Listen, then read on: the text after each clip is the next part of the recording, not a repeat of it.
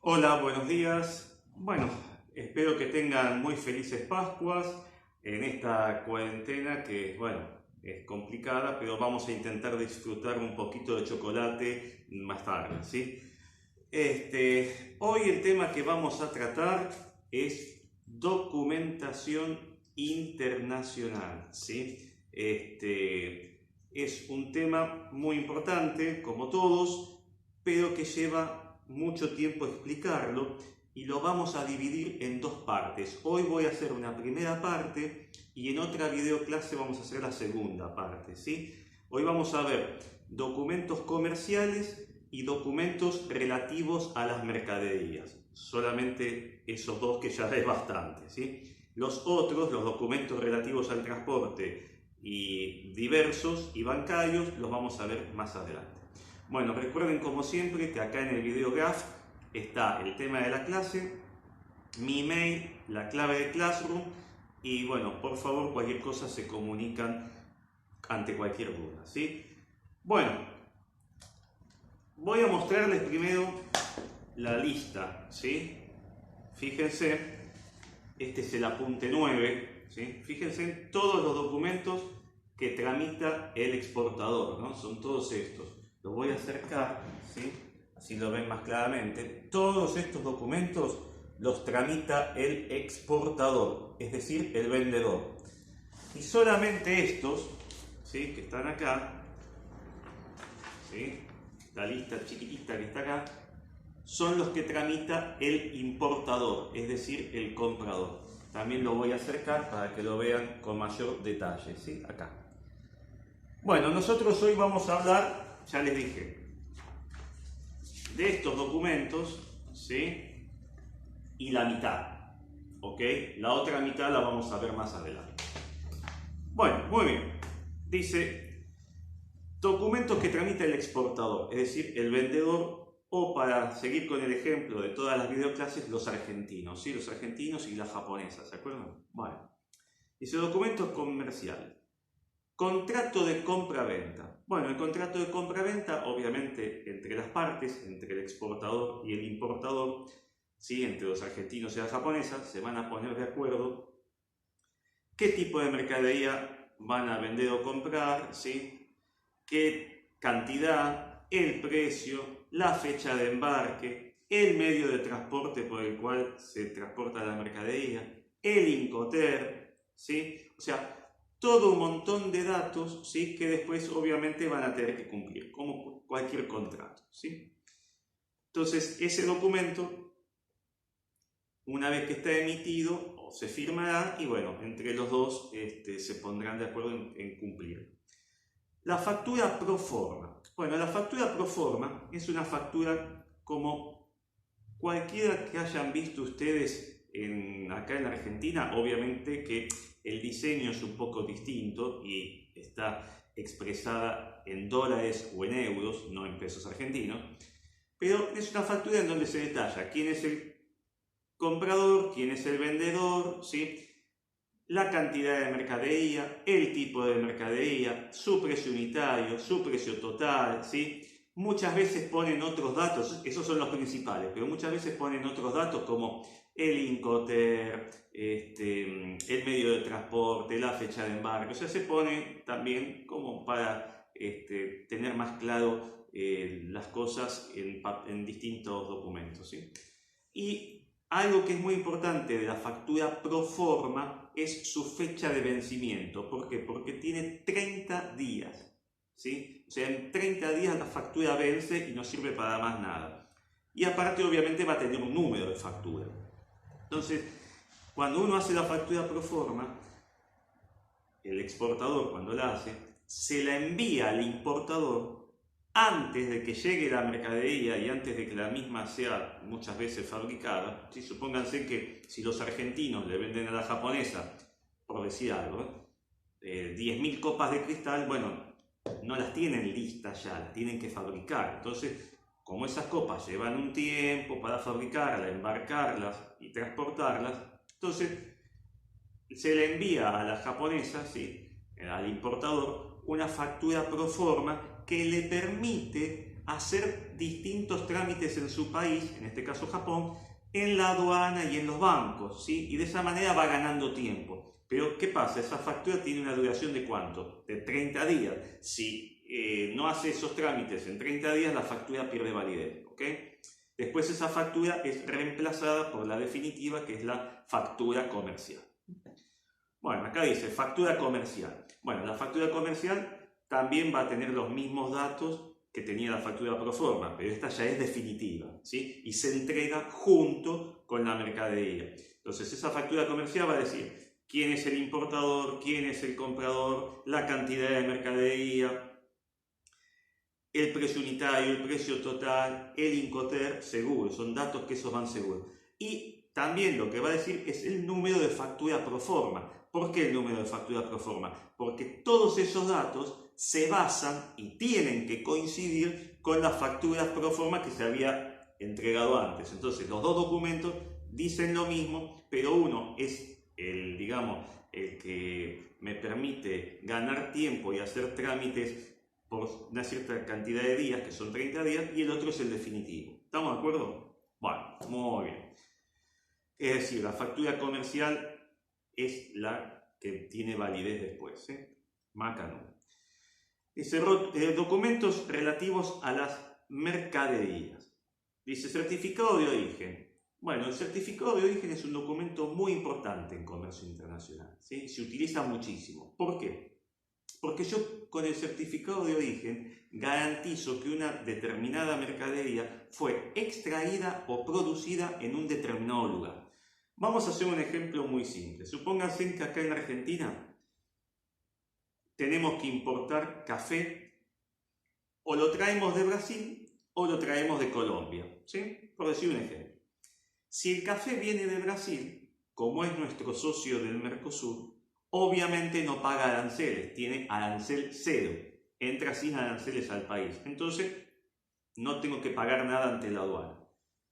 Pero si viene de Colombia, Colombia seguramente, como no es miembro del Mercosur, paga algún arancel, supongamos por decir 10% del valor de la mercadería. Entonces, si yo tengo el certificado de origen de Brasil, que me mandan los brasileños, ¿sí? Yo digo, mira, esta mercadería no paga arancel, pero si viene de Colombia, me tienen que dar un certificado de origen de Colombia, va a pagar un 10%, ¿sí? Ahora, si yo no tengo ningún certificado de origen, ni el de Brasil, ni el de Colombia, ni nada, ante la duda, la aduana argentina, ¿qué va a hacer? Y me va a cobrar el arancel más alto.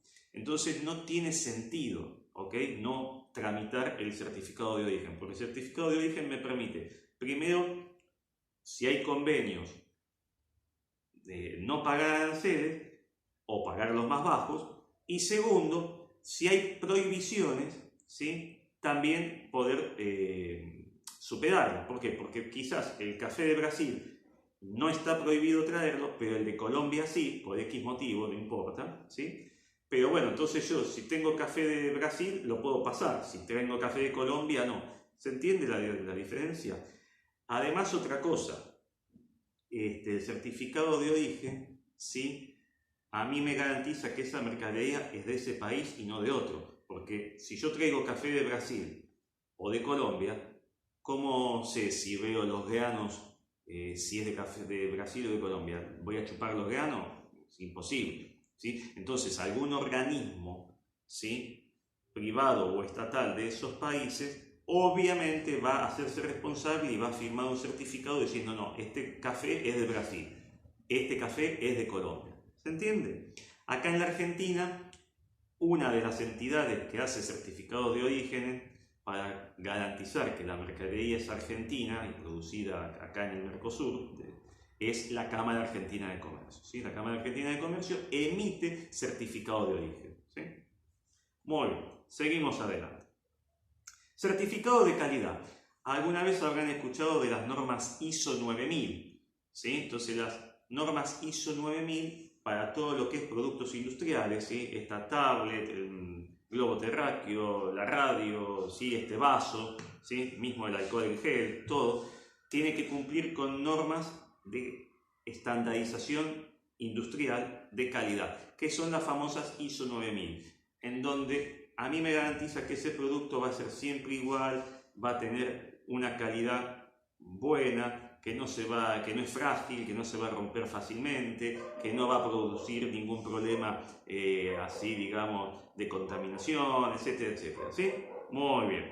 Ahí están los perros ladrando. Tenemos bueno, Maganudo. Seguimos con esto. Certificado de peso. Si yo vendo mercadería a granel, por ejemplo, arena o piedras, ¿sí? ¿Cómo sé si la montaña esa de arena o de piedras pesa 2 toneladas o 4 toneladas o 3 toneladas? Bueno, eso se pesa, una empresa lo certifica y dice, bueno, esa mercadería pesa 2 toneladas. Porque entonces yo evito el hecho de que me digan, bueno, no sabemos si son 2 toneladas o 1,5 toneladas o 2.500 kilos, 2,5 toneladas. Entonces, para tener precisión en la venta, yo necesito un certificado. Certificado de fabricación. Bueno, es muy común en todos los productos que tienen, digamos, un cierto renombre. ¿Cómo sé yo que este reloj es de Japón, de Suiza o está hecho en un taller clandestino? ¿Sí? O que es un reloj de marca o es un reloj de los que venden en la calle. Bueno, con el certificado, ¿sí? Si yo me compro un reloj de lujo, me van a entregar un certificado que me garantiza que ese reloj es suizo y no que es una copia ilegal que compré en Once, por ejemplo, ¿sí? Ahí en el medio de la calle, ¿no? ¿Estamos de acuerdo? Muy bien. Después, certificado fitosanitario. Bueno, muchas mercaderías tienen que estar en depósitos, sobre todo mercaderías así, ¿cómo se llaman? Perecederas, o también mercaderías que son seres vivos, como las plantas o los animales. Entonces, esos animales, plantas o mercadería perecedera que tienen que estar en lugares acondicionados, obviamente tienen que tener un lugar que sea libre de todo tipo de parásitos, bacterias, etcétera, etcétera. Aparte, la misma planta o el mismo animalito también tiene que estar libre de certificado, con un certificado que me garantice que están libres de cualquier tipo de bacterias o alimañas, ¿sí? Entonces yo de esa manera puedo exportar o importar plantas o animales sin ningún inconveniente, ¿sí? O si pongo mercadería en un depósito, que esté ese depósito limpio, ¿sí? Y totalmente desinfectado. Certificado de libre circulación. Bueno, hoy muy de moda debido a la pandemia, ¿no? Pero que en el comercio internacional se utiliza por otros motivos. En el comercio internacional muchas veces hay mercadería que es peligrosa para la salud humana, vegetal o animal, o riesgosa, ¿sí? Por ejemplo, si yo compro material radiactivo, ¿sí? En una central nuclear para uso médico o para cualquier otro tipo de utilización, ese material se tiene que transportar. Pero obviamente si sufre algún accidente o se lo roban o hay algún problema, puede traer graves consecuencias. Y eso hace falta que una autoridad, ¿sí?, emita un certificado que le permite tener libre circulación cumpliendo ciertas disposiciones. Por ejemplo, que esté controlada, que esté con una protección policial, que cumpla con ciertas normas de seguridad en cuanto al embalaje, en cuanto al transporte, en cuanto al horario en que va a ser transportado, bueno, etcétera, etcétera. Todo eso, ¿sí?, es un certificado que habilita que esa mercadería especial puede viajar en ciertos horarios, en ciertas condiciones, por determinados lugares, ¿sí? Muy bien. Certificado de añejamiento. Típico de todo lo que es bebidas espirituosas, ¿sí?, o comidas como el queso o los quesos, hay varios que se pueden hacer añejados, o todo lo que es, digamos, chacinados, ¿sí?, los embutidos, o también todo lo que es el tema de las frutas secas, ¿sí? O sea, las frutas secas, los chacinados, las bebidas espirituosas y los quesos muchas veces necesitan un cierto añejamiento, necesitan que estén en un lugar con ciertas condiciones de humedad, temperatura, iluminación, ¿sí? Entonces de esa manera garantizan que el producto tiene mejor sabor, mejor color, mejor textura. Bueno, el certificado de añejamiento me garantiza que esa mercadería tuvo todo ese proceso, ¿sí? Muy bien. Certificado de pedigree. Bueno, se utiliza para todos los animalitos, ¿sí? Los perritos, los gatitos, las vacas y toros y caballos en exposición rural, por ejemplo, tienen certificado de pedigree. ¿Por qué? Porque cuando yo compro un animalito de esos, y generalmente para después lograr una reproducción, me garantizo que ese animal, los hijos que va a tener, van a tener la textura, el tamaño, el pelaje, la contextura física y todo lo que es salud, que me garantiza que su descendencia va a ser de primerísimo nivel como es él, ¿sí? Entonces de esa manera, si por ejemplo yo compro un toro campeón, sé que toda su descendencia va a ser de igual o mejor calidad que él y me va a permitir tener carne de primerísimo nivel, ¿sí? Por eso es el valor que tiene. Si no tiene el certificado de pedigree, no sirve para nada, ¿tá? Certificado de fumigación. Bueno, un poco también por el tema de los depósitos, ¿sí? Si yo tengo que poner mercadería en un determinado lugar y ese lugar no tiene que tener insectos, no tiene que tener bacterias, no tiene que tener cosas así que puedan arruinarla, bueno, tiene que estar debidamente fumigado y controlado. Certificado de seguridad eléctrica. Bueno, es el típico certificado que se utiliza para todos los aparatos que usamos eléctricos, ¿sí? Desde esta tablet, la radio, el globo terráqueo, un simple juguete de un chico, un ventilador y hasta hoy mismo los automóviles eléctricos, ¿no? Tienen que tener un certificado de seguridad en el cual me garantice que no se va a prender fuego, que no me va a producir un shock eléctrico, que no se va digamos, así a explotar, ¿sí? O sea que no va a tener problemas de cortocircuitos, nada. Esto acá en Argentina tienen un símbolo con una letra S. Todo lo que es certificado nacional de artesanía. Bueno, es muy común en el tema de las comunidades indígenas, ¿sí? O de los pueblos originarios, en donde yo, por ejemplo, ¿cómo sé que la bufanda o el pullover o el poncho que compro está hecho en una comunidad, ¿sí? En el norte o en el sur del país, o está hecha acá en Once en un taller clandestino, que es una copia? Bueno, entonces yo para estar seguro de que está hecho por esa gente y ayudo a esa comunidad, tengo que tener un certificado de artesanía. Generalmente, ¿quién lo emite? Las casas de provincia. Las casas de provincia garantizan que ese producto fue hecho por una comunidad, ¿sí? Que se dedica a esas artesanías.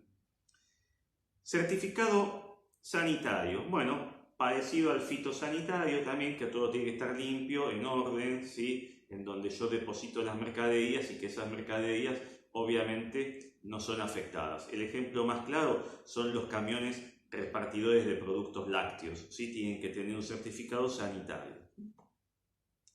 Certificado de religión. Bueno, las religiones, sobre todo las que tienen comunidades más ortodoxas, tanto la católica como la judía, como la del Islam, y sobre todo las del Islam y la judía, tienen grupos de gente que solamente consume comida con los rituales de hace cientos de años o miles de años, ¿sí? O sea, uno de los más conocidos es la comida kosher, ¿sí? Entonces hay negocios que venden comida hecha con rituales como hace miles de años. Si esa gente no tiene un certificado en donde se garantiza que esa comida, si esos alimentos se hacen de esa manera, no están cumpliendo con las reglas de la religión. Entonces, obviamente, no se puede comercializar, ¿ok? Y la gente no lo va a comprar. Es típico en todas las religiones, ¿sí? Sobre todo en la islámica y en la judía, porque es más conocido, ¿sí? Bueno, muy bien. Lista de empaque.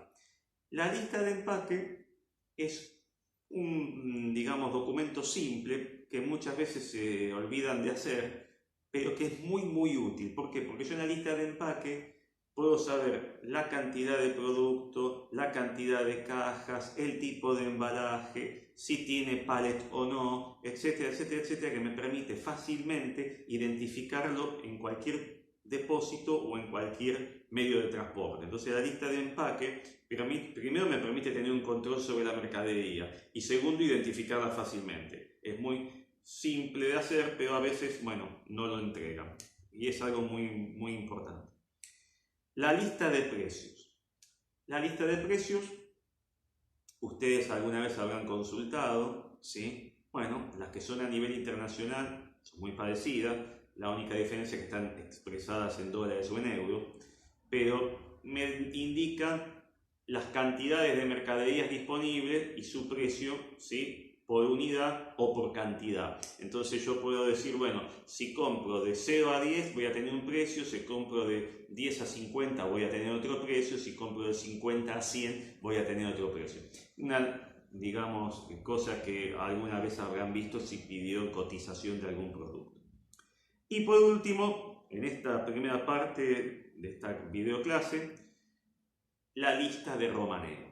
¿Por qué la lista de romaneo? Porque la lista de romaneo es un documento bastante especial. Es para todo tipo de mercadería de origen natural, no industriales, ¿sí? O sea, mercaderías que tienen origen en la naturaleza. Por ejemplo, los troncos o los cueros de vaca, ¿sí? Yo, por ejemplo, si compro 10 troncos, los 10 troncos no van a ser del mismo diámetro ni van a tener el mismo peso, ¿ok? Y el cuero de vaca lo mismo, no todos van a tener la misma cantidad de metros cuadrados, ¿sí? Porque hay vacas más grandes y vacas más chicas. O sea, la naturaleza afortunadamente no está estandarizada, ¿sí? Entonces, si yo compro 10 troncos y pienso que pesan 1 tonelada, ¿sí?, por decir algo, son troncos livianos, entonces en la lista de romaneo me van a decir, no señor, mire, no pesa 1 tonelada, pesa o 950 kilos o pesará 1050 kilos, un poco más o un poco menos. Es decir, la lista de romaneo me da una idea del margen de error que hay en la cantidad que yo quiero de mercadería, por ser obviamente de origen natural. Bueno, acá terminamos la primera parte de la videoclase de documentos internacionales. En otro momento voy a filmar la segunda parte, espero que la sigan. Recuerden, ¿sí?, cuidarse, permanezcan en sus casas y bueno, disfruten del huevo de Pascua. Chao, gracias, hasta la próxima.